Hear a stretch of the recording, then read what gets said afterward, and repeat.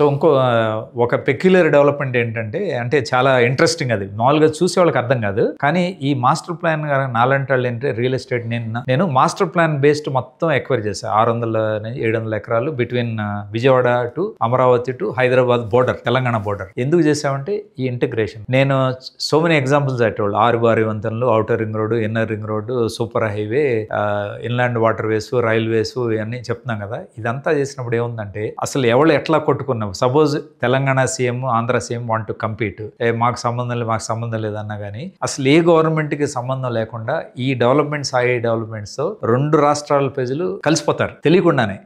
కలిసిపోవడం ఏ లెవెల్లో ఉంటే దాన్ని సెపరేట్ చేయాలంటే జీవితకాలం అవ్వదు.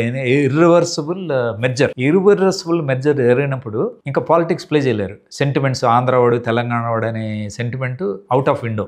అదంతా పాతకాలం, ఏదో పొలిటికల్ గెయిన్స్ కోసం జనాలు వాడుకున్నారు. కానీ ఈ రెండు కలిసిపోయినప్పుడు తెలంగాణ ఆంధ్ర అనే ఆ వైరం అనేది తగ్గిపోద్ది నా లెక్క ప్రకారం. సో పొలిటికల్లీ డ్యామేజ్ తగ్గిపోద్ది, పీపుల్స్ సైకలాజికల్ వార్ఫేర్ అనేది తగ్గిపోతుంది. తగ్గినప్పుడు జీవితంలో ఏంటంటే సక్సెస్ కావాలంటే కల్మషం లేకుండా హ్యాపీగా ఎవడి పని ఆడు చేసుకుని తిరిగితే, కులం, మతం, రాష్ట్రం, దేశంతో సంబంధం చేసుకుంటే కనీసం 2 తెలుగు స్టేట్స్ మొత్తం కలిసిపోతాయి. కలిసిపోయినప్పుడు ఎవడు అన్న 2 సీఎంలు సపోజ్ బ్యాడ్ లక్ ఎవడో వచ్చారు, ఇద్దరు కొట్టుకుందామని ఏం జరగడానికి లేదు. మీకు నదులు కలిసిపోతున్నాయి, రైల్వేస్ కలిసిపోతుంది, అన్ని సెంట్రల్ గవర్నమెంటే. ORR is a common, railways is common, airways is common, river is common. ఎవడేం చేయడానికి ఐ ఫీల్ గోయింగ్ ఫార్వర్డ్ ఒక్క 4 to 5 yearsలో 2 స్టేట్లు అవునన్నా కాదన్నా కలిసిపోతాయి. ఇంకా సెపరేట్ చేయడానికి ఉండదు ఇంకా.